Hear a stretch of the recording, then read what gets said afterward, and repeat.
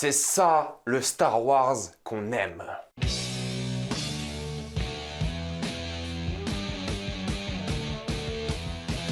De Mandalorian, saison 2. Comme d'habitude, jusqu'à la minute indiquée dans le titre de la vidéo, il n'y aura pas de spoiler, jusque-là vous êtes tranquille, après on va tout spoiler. Et si vous n'avez pas vu la première saison de Mandalorian, vous pouvez quand même regarder cette vidéo. De Mandalorian est l'histoire d'un chasseur de primes qui va retrouver une sorte de petite créature verte et va devoir l'escorter à son peuple. C'est là que va commencer une aventure pour retrouver les origines de cette créature et une nouvelle famille. Je le dis ici, maintenant, tout de suite, The Mandalorian saison 2 est le meilleur contenu Star Wars qu'on ait eu depuis 1983. Vous me connaissez, j'aime pas du tout la prélogie, vous savez très bien que j'aime bien Rogue One, j'aime beaucoup le 8, mais pour moi le 8 a été gâché par le 9. Et globalement, là, The Mandalorian saison 2, on est sur du très haut niveau. J'avais fait ma critique de Mandalorian saison 1 et j'étais pas fan en fait. Tout simplement, j'aimais pas l'histoire parce qu'il se passait rien. Il y avait des épisodes dans le vide, des épisodes filler comme on appelle ça, et je trouve que c'était une perte de temps plus qu'autre chose. Mais là, la saison 2, ça a globalement corrigé ce que j'aimais pas dans la saison 1 et il y a clairement une histoire. Elle prend tout de même son temps, mais quasiment tous les épisodes sont nécessaires. Alors oui, je dirais qu'il y a 2 épisodes clairement inutiles à l'histoire pour le coup, mais même ces épisodes-là, sauf un, je les ai trouvés assez acceptables. Je parle de l'épisode 2 et l'épisode 4 si je dis pas de bêtises, mais ceux-là on en parlera plus en détail en spoiler. Tu l'as regardé et t'étais en mode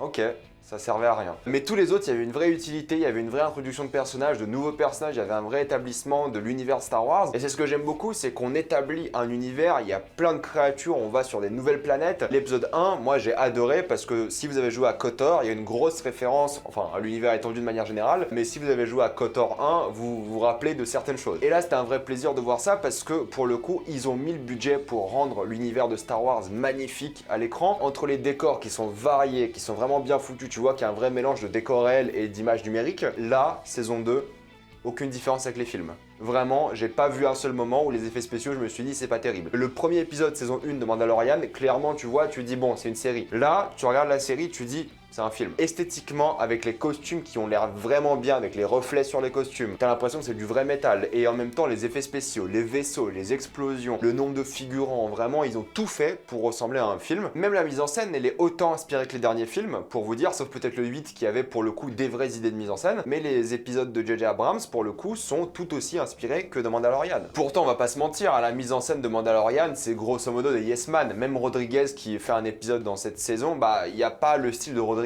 C'est le style Mandalorian, tu vois que c'est Jon Favreau qui supervise un peu tout et tu vois que c'est lui aussi le scénariste. Clairement, tu vois qu'il est là, quoi. Tu vois que dans les visuels, il est là, tu vois qu'il sait créer vraiment de l'engouement et tu vois qu'il y a quelque chose d'assez unique et d'assez linéaire niveau style. Là où le dernier épisode de Mandalorian, bah, il y avait un petit côté Taika Waititi dans les interactions avec les personnages, là, pour le coup, c'est assez uniforme. C'est pas mauvais, je trouve que c'est vraiment bien pour le coup parce qu'il y a le budget pour faire de bonnes choses et ils en font. Par contre, n'allez pas chercher des mouvements de caméra de ouf. Ça reste un Star Wars, j'ai envie de dire, et les Star Wars n'ont jamais réellement brillé, j'ai envie de dire, par leur mise en scène. Non pas qu'ils ont été mauvais, hein, mais c'est pas des exemples de mise en scène depuis les années 80. À l'époque, ça l'était, mais c'est vrai que maintenant, bon, c'est pas trop inspiré. Mais c'est très bien quand même. Gardez en tête que ça reste très très bien. On est, contrairement à la saison 1, sur des épisodes un peu plus longs. La saison 1, c'était 25-30 minutes. Là, on est plus sur du 35-55. J'ai attendu que toute la saison sorte, ou quasiment, pour tout regarder d'un coup. Et c'est vrai que bah, ça se prête plutôt bien au binge-watching, cette saison 2. La saison 1, vu que tu passais semaine après semaine à rien voir, à avoir du vide, en tout cas, ou presque, quand tu regardes du vide en binge-watching, bah, c'est moins agréable et t'as l'impression de perdre ton temps. Là, pour le coup, j'ai l'impression qu'il y avait toujours du contenu et le rythme était plutôt cool. Il y a quelques moments un peu plus nuls, comme je vous l'ai dit, l'épisode 4. Clairement, on aurait pu l'enlever, ça n'aurait rien changé à l'histoire. Un peu décevant et ça casse un peu le rythme, surtout que c'est en plein milieu. Mais après l'épisode 4, c'est vraiment très très bien.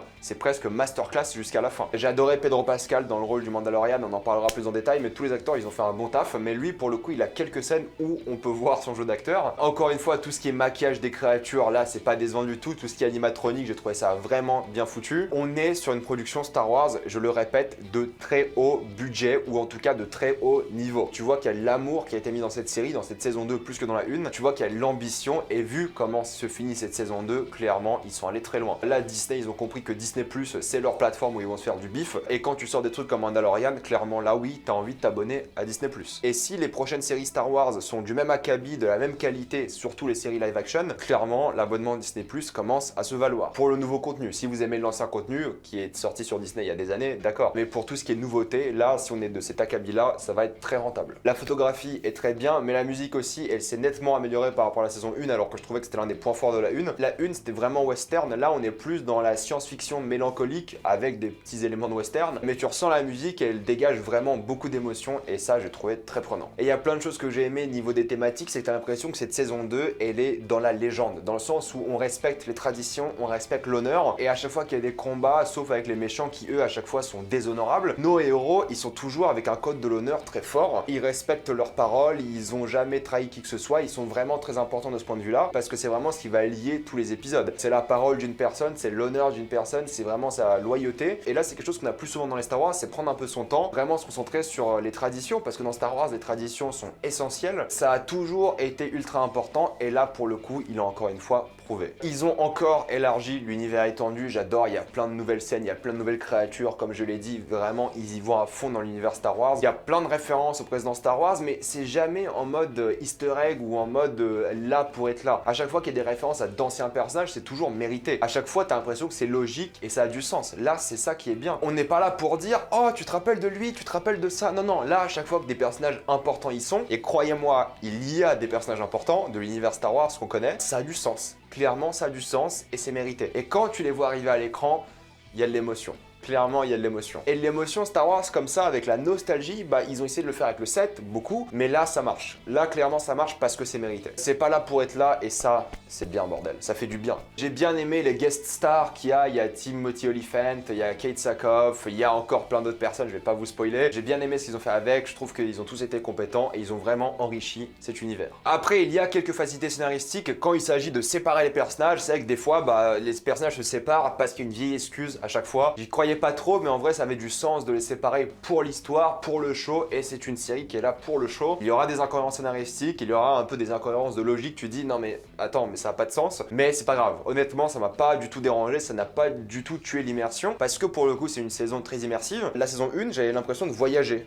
ok, j'avais l'impression d'à chaque fois avoir un épisode, mais l'épisode à la fin il servait à rien pour moi, ou pas à grand chose, et là bah il y a des personnages qui reviennent de la saison 1 avec une vraie utilité, pas tous mais certains, et là au moins à chaque fin d'épisode j'avais l'impression que ça développait quelque chose et que ça servait vraiment au développement des personnages, à l'intrigue principale et ça avançait. Et au fait, quand tu finis la saison, tu comprends pourquoi cette saison 2 est allée beaucoup plus vite et a vraiment raconté des histoires plutôt qu'avoir des petites aventures indépendantes. Et c'est ça que j'ai trouvé fort parce qu'ils sont allés vite et ils ont fait l'histoire. Alors oui, peut-être les 3 premiers épisodes on tourne encore un peu en rond, mais c'était cool de retrouver un peu cet univers et d'avoir des petites aventures comme ça. Mais après l'épisode 4, ça y va tout droit jusqu'à la ligne d'arrivée et ça rend bien. Donc voilà, pour conclure cette saison 2 de Mandalorian, j'ai beaucoup aimé être plongé dans cette aventure. J'ai trouvé 2 épisodes un peu moins bien et ça casse un peu le rythme, mais globalement ça gâche pas du tout la saison, au contraire. On est quand même sur une saison de très haute qualité, l'une des meilleures de l'année je pense, parce qu'ils ont compris ce que c'était Star Wars, ils ont compris ce que c'était faire une série au budget Star Wars, ils ont mis beaucoup de cœur, ils ont mis beaucoup d'envie de faire de grandes choses dans cette série, et même si on aimerait peut-être un peu plus d'idées dans la mise en scène, quelque chose de moins générique, ils ont mis du cœur et surtout ils ont mis beaucoup de choses. C'est extrêmement généreux, il y a plein de scènes d'action, c'est vraiment dynamique, tu t'ennuies presque pas. Donc oui, The Mandalorian saison 2 c'est une grande réussite et la fin de la saison est géniale. Pour le coup c'est vraiment une belle conclusion à cette saison 2. Ils promettent beaucoup de choses pour la suite et j'ai très hâte de les découvrir. Donc évidemment pour les fans de Star Wars et même pour les gens qui aiment les séries en général, je conseille cette saison 2. Évidemment il faut regarder la 1, c'est évident, mais la 2 est largement meilleure. Avant de passer en spoiler et développer un peu tout ça, pensez à vous abonner à la chaîne pour plus de vidéos, mettez un j'aime et partagez cette vidéo, ça aide beaucoup la chaîne. Ce dimanche je fais un live sur Twitch pour parler de Star Wars, de tous les contenus Star Wars que j'ai fait de ma vie, donc soyez présents. Si vous aimez la chaîne, pensez à devenir membre soutien et faire un petit don sur Utip. Suivez-moi sur Instagram pour des critiques exclusives, suivez-moi sur Twitter pour toutes les news et on spoil.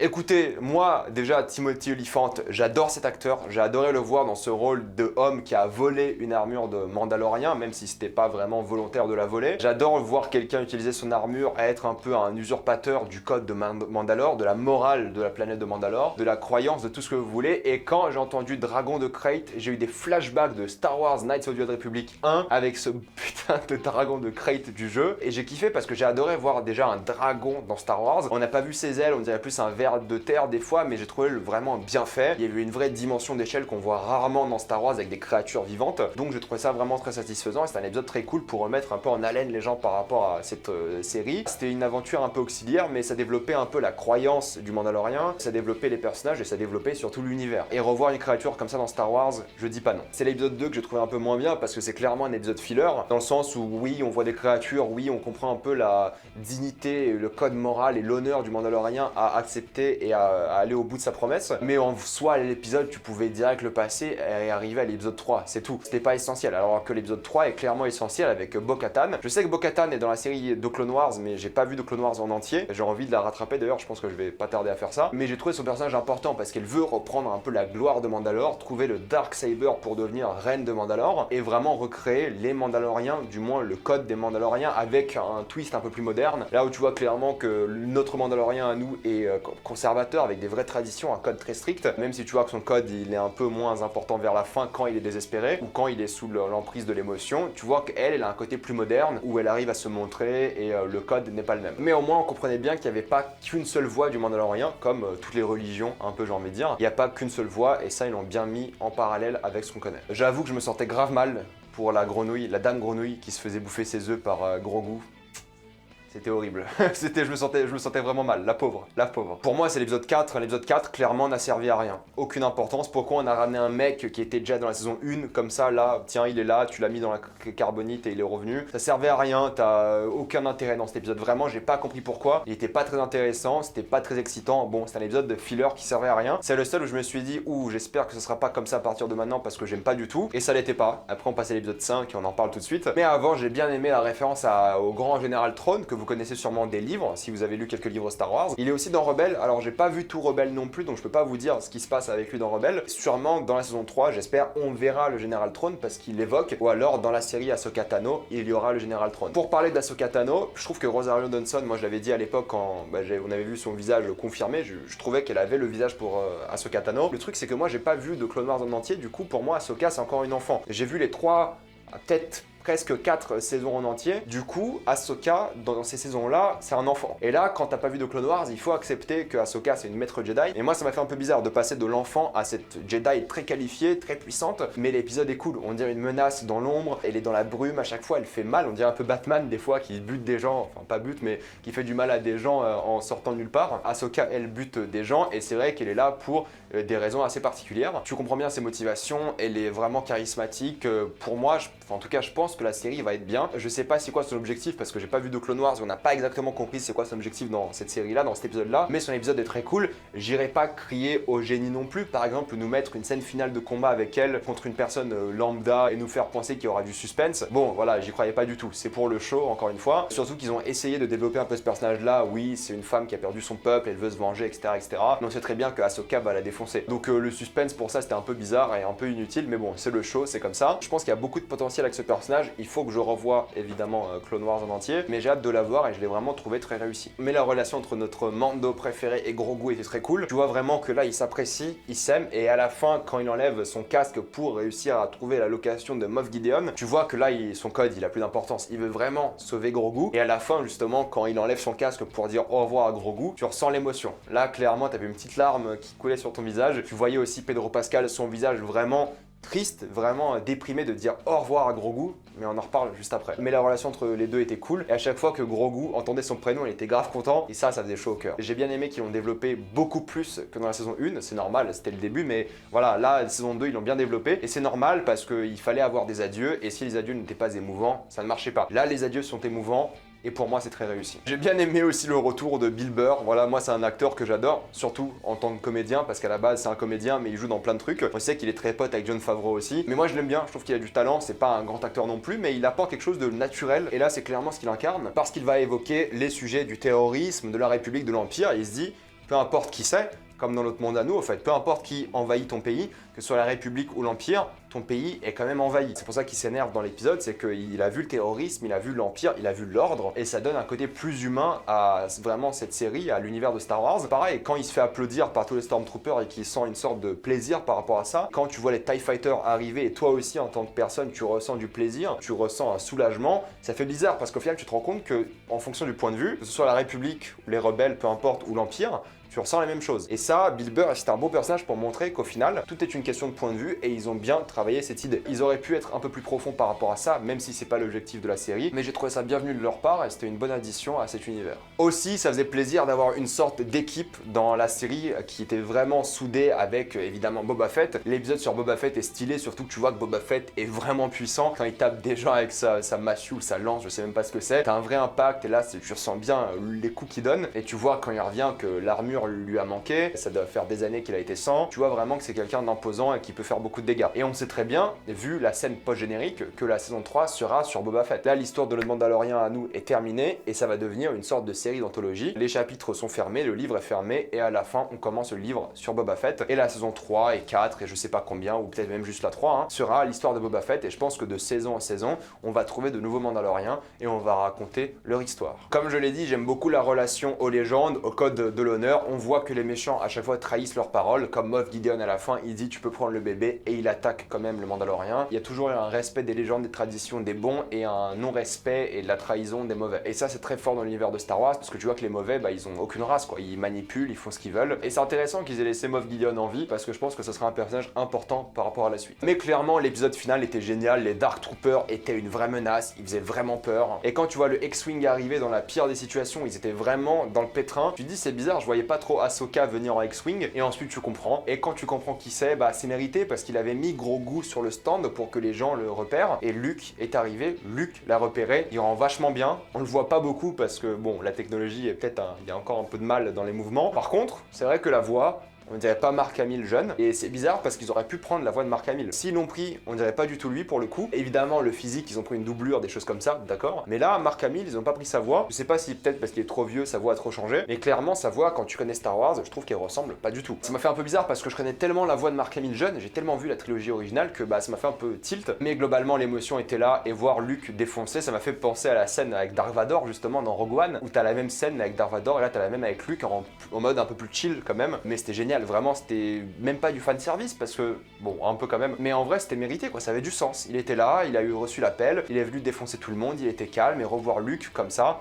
C'est génial. On les a tous vus. On a vu Leia, on a vu Dark Vador, on a vu Luke. C'est bon, on est heureux là. On a vu tout le monde et j'ai adoré voir Luke et il y avait de l'émotion et ouais, il y avait un vrai sentiment de fan. Et t'as ressenti la même chose quand t'as vu Dark Vador dans Rogue One. Donc là, clairement, Star Wars, c'est sur le bon chemin. Voilà, on oublie les films. Avec la série, c'est vraiment sur le bon chemin. Ils ont fait du bon travail. Dave Filoni, tu vois qu'il est vraiment impliqué dans cette saison plus que d'habitude, j'ai l'impression. En tout cas, c'était super. J'ai hâte de voir la suite. Il y avait de l'émotion. C'est tout ce que je voulais dans Star Wars. C'est vraiment bien foutu. Il y a encore des épisodes un peu perfectibles et un peu mal rythmés, mais globalement, c'est une super saison 2 et pour les fans de Star Wars, vous allez adorer et je pense que les gens qui aiment les séries en général, vous allez kiffer. Je vais m'arrêter là, comme d'habitude, mettez-moi dans les commentaires ce que vous avez pensé de cette saison 2, l'avez-vous adoré ou détesté. Comme d'habitude, pensez à vous abonner à la chaîne pour plus de vidéos, mettez un j'aime et partagez cette vidéo, ça aide beaucoup la chaîne. Ce dimanche 21h, on va parler Star Wars, donc suivez-moi sur mon Twitch. Si vous aimez la chaîne, pensez à devenir membre soutien ou faire un petit don sur Utip. Suivez-moi sur Instagram pour des critiques exclusives, suivez-moi sur Twitter pour toutes les news et salut à tous.